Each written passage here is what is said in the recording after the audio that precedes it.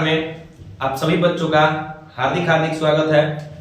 आज हम लोग हिमालय की स्थिति और विस्तार का चैप्टर मतलब पार्ट सेकंड पढ़ेंगे। पहले पार्ट में हमने बताया था कि पेंसिया क्या था, पेंथालासा क्या था, अंगारा लैंड गोंडवाना लैंड में क्या अंतर है, किस तरह गोंडवाना लैंड से भारतीय प्लेट खिसक करके और अंगारा लैंड में जाकर के टकराई, मतलब यूरेशियन प्लेटों में टकराई, और किस तरह से हिमालय पर्वत का निर्माण हुआ। टेटिस सागर क्या था, टेटिस सागर वर्तमान में अरब सागर कहलाता है। ये सब जानकारी हमने अगले वीडियो में बताया है। इसमें हम लोग पढ़ेंगे भारत के भूभाग को कितने भागों में बांटा गया है, और इसके बाद हम लोग पर्वतों के बारे में पढ़ेंगे, जिसमें आप लोग हिमालय के बारे में पढ़ेंगे। उस समय हम लोगों ने पढ़ा था हिमालय की उत्पत्ति, अब हम लोग हिमालय के बारे में पढ़ेंगे। देखिए, भारत के भौतिक स्वरूप के आधार पर भारतीय भूभाग को 6 भागों में बांटा जाता है। मतलब भारत को जो स्वरूप है, भौतिक स्वरूप मतलब पेड़ पौधे, नदी तालाब, पठार, पर्वत, इन सब का जो विस्तार है, इसके आधार पर इसे 6 भागों में बांटा गया है भारत को। एक भारत का उत्तरी पर्वतीय प्रदेश, जिसमें आप लोग हिमालय, ट्रांस हिमालय के बारे में पढ़ेंगे। उत्तरी भारत की पर्वतों के बारे में पढ़ेंगे, जैसे कि गारो, खासी, जयंतिया, इन सबों के बारे में, पूर्वांचल श्रेणी, सब के बारे में आप लोग पढ़ेंगे। दूसरा का उत्तर का विशाल मैदान, जो गंगा, सिंधु और ब्रह्मपुत्र नदियों के सहयोग से जिस भारत के उत्तर विशाल मैदान जो कि 43% भाग पर फैला हुआ है, इसके बारे में आप लोग पढ़ेंगे। इसके बाद आप लोग पढ़ेंगे दक्षिण का पठार, जिसमें आप लोग दक्षिण भारत के, प्रायद्वीपीय भारत के पठारों के बारे में पढ़ेंगे। इसके बाद आप लोगों को पढ़ाया जाएगा समुद्र तटीय मैदान, मतलब समुद्र के किनारे फैले हुए जो मैदानी भाग है, उसे हम समुद्र तटीय मैदान कहते हैं। इसके बाद भारत का मरुस्थलीय क्षेत्र, इसमें आप लोग पढ़ेंगे भारत के जो थार का रेगिस्तान है, इसके बारे में हम लोग पढ़ेंगे। और लास्ट में हम लोग पढ़ेंगे भारत का द्वीप समूह, जो समुद्र में छोटे छोटे द्वीप है, जिसे भारत के पास भी है, जैसे कि अंडमान निकोबार द्वीप समूह और लक्षद्वीप समूह। तो लक्षद्वीप और अंडमान निकोबार द्वीप समूह, इन दोनों हमारे भारत के भारतीय द्वीपीय समूह हैं। इनके बारे में हम लोग जानकारी प्राप्त करेंगे। आते हैं हिमालय या उत्तर का पर्वतीय प्रदेश, जो 1 नंबर में आपको दिया गया है, उसके बारे में हम लोग पढ़ेंगे कि हिमालय या उत्तर का पर्वतीय प्रदेश। आगे देखिए, हिमालय निर्माण की घटना 5 से 7 करोड़ वर्ष पहले हुई थी। मतलब हिमालय के बनने की प्रक्रिया आज से 5 से 7 करोड़ वर्ष पहले की घटना ही है। आज से 5-7 करोड़ वर्ष पहले आकर के ये प्लेटें टकराई थी और यहाँ पे हिमालय पर्वत का निर्माण शुरू हो गया था। हिमालय एक बलित नवीन पर्वत है। हिमालय जो है एक बलित मुरादार पर्वत का उदाहरण है। टेटिस सागर के मलबे जब ऊपर की तरफ बढ़े तो मुरादार का रूप धारण किए, यानी कि एक मुरादार पर्वत है और बलित और नवीन पर्वत है। बलित और नवीन नया पर्वत है कि इसकी अभी भी ऊंचाई बढ़ रही है। उस दिन भी बताया था हम, इस कारण से नवीन पर्वत के नाम से जाना जाता है। यह पश्चिम में सिंधु नदी से लेकर के पूरब में ब्रह्मपुत्र नदी तक फैला हुआ है। यह नदी इस साइड में, मतलब पश्चिम साइड में सिंधु नदी से लेकर के और पूरब साइड में ब्रह्मपुत्र नदी तक फैला हुआ यह क्षेत्र है। आगे हिमालय की लंबाई है 2500 किलोमीटर, और जब इसकी चौड़ाई की बात होती है, मतलब कि हिमालय ऐसे कितना दूर फैला है तो 2500 किलोमीटर, और इसकी चौड़ाई कितनी है तो चौड़ाई इसकी है 150 से लेकर के 250 किलोमीटर। कहीं कहीं यह बहुत पतला भी है, जैसे 150 किलोमीटर, और कहीं कहीं बहुत चौड़ा भी है, जैसे कि 250 किलोमीटर। ऊंचाई कितनी है तो इसकी औसत ऊंचाई 6000 मीटर है। इसकी औसत ऊंचाई कितनी है तो इसकी औसत ऊंचाई है 6000 मीटर। विश्व की सबसे ऊंची पर्वत श्रृंखला हिमालय है, जबकि विश्व की सबसे लंबी पर्वत श्रृंखला एंडीज पर्वत श्रृंखला है। यहाँ पे भी थोड़ा थोड़ा बच्चे गड़बड़ाते हैं, आप लोग समझ लीजिए। जब आपसे पूछा जाए कि सबसे बड़ा पहाड़ कौन है, पर्वत, तो आप लोग बताइएगा हिमालय है। मतलब हमारा सबसे विश्व का सबसे लंबा पर्वत श्रृंखला कौन सा है, तब हिमालय है। और जब आपसे पूछा जाए कि सबसे लंबा पर्वत श्रृंखला कौन है, तो एंडीज पर्वत श्रृंखला है। मतलब ऊंचाई के हिसाब से हिमालय और लंबाई के हिसाब से एंडीज पर्वत श्रृंखला है। आगे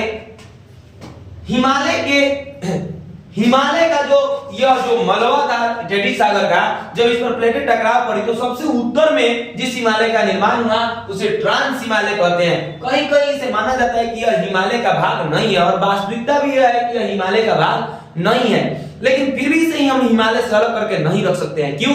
क्योंकि यह हिमालय से एकदम से सटा हुआ है, हिमालय के क्षेत्र में एकदम इसका क्षेत्र फैला हुआ है, अर्थात इसे हिमालय से, यह हिमालय से अलग है लेकिन अलग इसको नहीं कहा जा सकता है।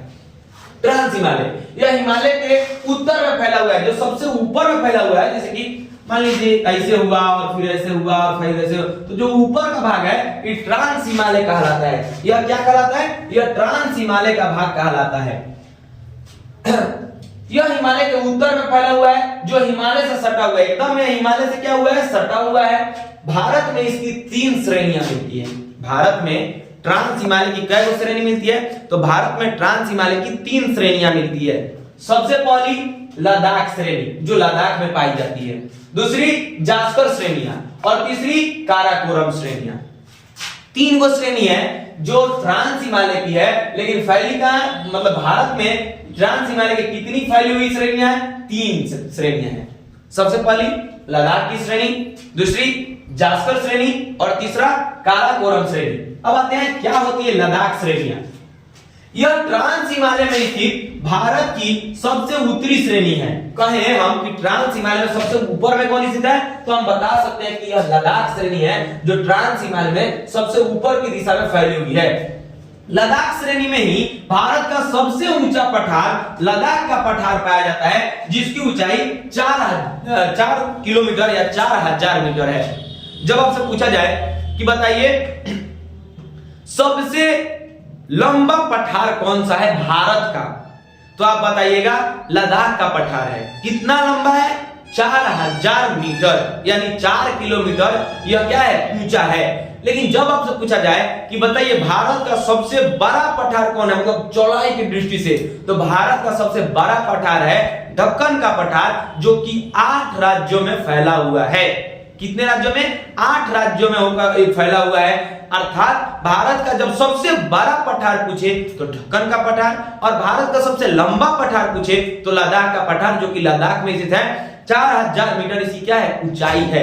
और जब आपके उससे विश्व में पूछे कि विश्व का सबसे ऊंचा पठार, तो उसे संसार की छत के नाम से जाना जाता है, जिसे पामीर का पठार या पामीर घाट या तिब्बत का पठार कहा जाता है। ट्रांस हिमालय के कुछ अन्य नामों को भी जाना जाता है, जैसे पारा हिमालय और टेथिस हिमालय। ये ट्रांस हिमालय का अन्य नाम है। पारा हिमालय और टेथिस हिमालय ट्रांस हिमालय के अन्य नाम है। इसके बाद इसकी 3 श्रेणियां हैं, लद्दाख श्रेणी, जास्कर श्रेणी, काराकोरम श्रेणी। लद्दाख श्रेणी ट्रांस हिमालय के सबसे उत्तर में, और यहीं पे भारत का सबसे लंबा पठार पाया जाता है, जो 4000 मीटर है। इसके बाद हमने बताया दक्कन पठार के बारे में कि दक्कन पठार सबसे बड़ा पठार है, और ये कितने राज्यों में फैला हुआ है? 8 राज्यों में फैला हुआ है। अब आते हैं दूसरे श्रेणी पर, और दूसरा का श्रेणी है जास्कर श्रेणी। इससे ज्यादा कुछ आपको नहीं समझना है, बस ये समझिएगा कि जास्कर श्रेणियां जम्मू कश्मीर में फैली हुई है। जास्कर श्रेणियां जम्मू कश्मीर में फैली हुई है। आगे तीसरे नंबर पर है काराकोरम श्रेणी। काराकोरम श्रेणी की बहुत सारी श्रेणियां पाई जाती है। श्रेणी कहने का मतलब ये होता है कि छोटी छोटी बहुत सी पहाड़ियों को हम क्या कहते हैं? श्रेणी। तो इसकी भी बहुत सारी श्रेणियां हैं, जिसमें आता है Karakoram first, Karakoram second, Karakoram third, Karakoram fourth. ये ऐसे है Karakoram first, second, third, fourth, मतलब K1 के से Karakoram, K1, K2, K3, K4। Karakoram श्रेणी की श्रृंखला 2, मतलब कि काराकोरम 2, काराकोरम श्रेणी की श्रृंखला 2 यानी काराकोरम 2। K2 काराकोरम 2 भारत की सबसे ऊंची चोटी है, और ऊंचाई इसकी है 8611 मीटर। जब आपसे कोई पूछे कि भारत की सबसे ऊंची चोटी कौन सी है, तो आप लोग बताइएगा वो है K2 अर्थात काराकोरम 2। और इसी जो काराकोरम 2 है यानी K2 है, इसे हम गार्डविन हास्टिंग के नाम से जानते हैं। आगे सिंधु नदी की उत्पत्ति। यह नदी लद्दाख तथा जास्कर श्रेणियों के बीच स्थित मानसरोवर झील तिब्बत से निकलती है। मतलब कि जो सिंधु नदी है, सिंधु नदी, यह क्या होता है कि लद्दाख श्रेणी एक पड़ता है जो लद्दाख में, और जास्कर श्रेणी इनके बीच चीन में यानी तिब्बत के क्षेत्र में एक झील है। इस झील का नाम है मानसरोवर झील। मानसरोवर झील। इसी झील से एक नदी निकल के पश्चिम दिशा की ओर बहना शुरू करती है। इस नदी का नाम है सिंधु नदी। यह लद्दाख श्रेणी और जास्कर श्रेणी के बीच से निकलती हुई पाकिस्तान की में चली जाती है और जाकर के अरब सागर में अपना पानी गिरा देती है। इसे पाकिस्तान की जीवन रेखा भी कहा जाता है क्योंकि यह पाकिस्तान के खेती में सबसे ज्यादा महत्वपूर्ण भूमिका अदा करती है। आगे आते हैं, कैलाश पर्वत श्रेणी क्या है? यह काराकोरम श्रेणी का ही विस्तार है। मतलब कि हमने बताया था K1, K2, K3, K4 ऐसे ही बढ़ा है आगे की तरफ। तो इसी में से K3 का जो भाग है यह तिब्बत में पड़ता है और इसी को हम लोग कहते हैं कैलाश पर्वत श्रेणियां। क्या कहते हैं? कैलाश पर्वत श्रेणी।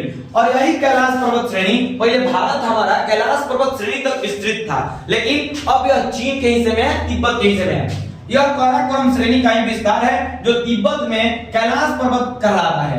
भारत का भूभाग पहले यहां तक फैला था जो अब चीन के हिस्से में है। मतलब कि हमारा जो जमीन का टुकड़ा था भारतीय जमीन का, ये कैलाश पर्वत श्रेणी तक फैला था। आपने सुना होगा महादेव कहां रहते हैं? तो कैलाश में रहते हैं। यानी कि हम लोग का विस्तार कहां तक था? कैलाश तक था। इसका वास्तविक विस्तार था, ये नहीं कि ये काल्पनिक है कि कहावत में सुन लिया, ऐसा नहीं है। इसका वास्तविक विस्तार था कैलाश पर्वत श्रेणियों तक, लेकिन बाद में चल करके यह हमारा भारतीय भूमि से क्या हो गया? अलग हो गया और चीन के हिस्से में चला गया। आगे पूर्वांचल श्रेणियां क्या है? तो जो यह हमारा ब्रह्मपुत्र नदी, ये जो फैला हुआ है पर्वत श्रृंखला, इसके नीचे जो नदी बहती है इसका नाम है ब्रह्मपुत्र नदी। और ब्रह्मपुत्र नदी के सहारे जो फैला हुआ घाटी है, यही पर्वत की घाटियां कहलाती है। पर्वत का जो श्रेणी है पूर्वांचल श्रेणी कहलाती है। क्या कहलाती है? पूर्वांचल श्रेणी कहलाती है। ब्रह्मपुत्र नदी के सहारे फैले हिमालय की पूर्वी श्रेणियों को म्यांमार और भारत के साथ जो सीमा बनाती है, इसे हम पूर्वांचल श्रेणी कहते हैं। कहने का मतलब है कि ब्रह्मपुत्र नदी निकल करके, एक नदी वहीं से निकलती है मानसरोवर झील से, 3 नदियां निकलती है। तीनों को याद कर लीजिए। 2 को पश्चिम की ओर चली जाती है। सबसे पहला नाम सिंधु जो जास्कर लद्दाख के बीच से बहती है। उसके बाद आती है सतलज। सतलज नदी का भी प्रभाव पश्चिम की तरफ होता है, जाके सिंधु में मिल जाती है। लेकिन एक नदी ब्रह्मपुत्र यह उल्टी मतलब पूरब की दिशा की तरफ बहने लगती है। और पर्वत, आप देखिए पर्वत है पीछे की तरफ, इसके बीच से यह सीधे सीधे सीधे सीधे चली जाती है और जाकर के अरुणाचल प्रदेश से भारत में प्रवेश करती है और जाकर के बंगाल के खाड़ी में अपना पानी गिरा देती है। अर्थात ब्रह्मपुत्र नदी के सहारे जो फैला हुआ है हिमालय का भाग पूरब की तरफ, इसी फैले हुए भाग को पूर्वांचल श्रेणी कहते हैं। कौन सी श्रेणी कहते हैं? पूर्वांचल श्रेणी के नाम से जाना जाता है। अगर क्लास आपको अच्छा लगा, पढ़ाई आपको समझ में आया, तो आप लोग वीडियो को लाइक करें, चैनल को सब्सक्राइब कर लें, ताकि इसी तरह से जब आपको वीडियो मिले तो आपके मोबाइल पर नोटिफिकेशन गिरे और आप लोग क्लास डेली बाय डेली कर सकें।